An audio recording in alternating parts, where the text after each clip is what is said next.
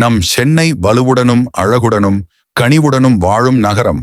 ஆனால் இயற்கையின் ஆதி வலிமைக்கு இன்று நாமும் திரும்பவும் கவனமாக இருக்க வேண்டும். இன்று கடந்த காலங்களில் நம் நகரத்தில் சென்னையை உலுக்கிய புயல்களின் கதைகள் நினைவூட்டுகின்றன.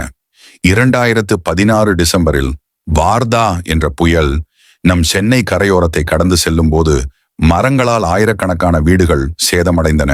மின்பணி, பாதைகள் அனைத்தும் முடங்கின.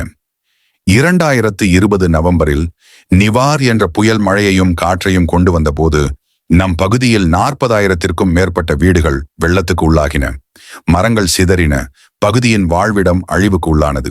இப்போது அவசியம் எண்ண வேண்டியது, நாம் மீண்டும் அதே நிலைக்கு வராதிருப்பதற்கான முன்னுரிமைகள் எவை? வீடு, உணவு, பாதுகாப்பு சம்பந்தமான வசதிகள் தயாரா இருக்கின்றனவா? சமூகமாக ஒன்றிணைந்து நண்பர்கள், உறவுகள், பகுதி மக்கள் ஒத்துழைப்பார்களா? நம் எதிர்காலத்திற்காக இதோ சில முக்கிய குறிப்புகள்.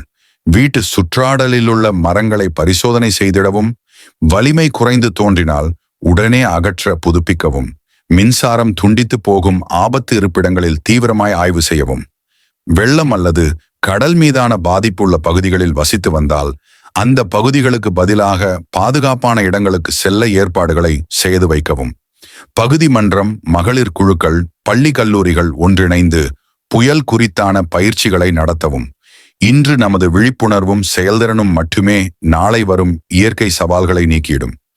நாம் இன்று நம்முடைய வாழ்விடம், சுற்றுப்புறம், சமூக உறவுகள் அனைத்தையும் கவனமாக வைத்தால் இனி வரும் காலங்களில் இயற்கை தாக்கங்களால் நிறைந்த நாள்களை மாற்றலாம். இந்த பதிவு உங்கள் பெற்றோர், நண்பர்கள், பகுதியினர் அனைவருடன் பகிர்ந்து அனைவரும் விழிப்புடன் இருக்கலாம். இயற்கையை வெல்வோம். புயல் வந்தாலும் புன்னகை போகாது. வீட்ல நீர் புகினாலும் மனசுல எப்பவும் நம்பிக்கைதான். சிங்கார சென்னை, புயலும் சிரிக்க வைக்கும் நகரம் இது.